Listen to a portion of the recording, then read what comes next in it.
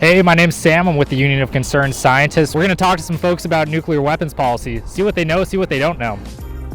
How many nuclear weapons do you think there are in the world, and how many do you think the United States has? 100,000. 500? Like between 10 and 20, and the other part of my guess would be more than I think there are. Listen to this. There are 14,000 nuclear weapons in the world, and the United States has about 6,000 of those. Russia has about the same number, and China has about 300. That's awful. That's terrifying. That is absolutely terrifying. We're actually in the process of rebuilding our entire nuclear arsenal right now over the next 30 years. How much do you think that's going to cost per hour?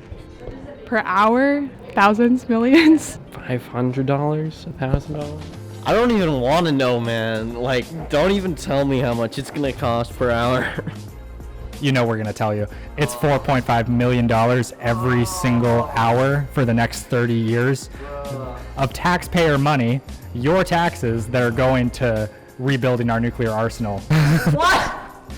Dude, why can't we have cheaper textbooks or doctors for free? Dude, we already have enough weapons to kill so many people.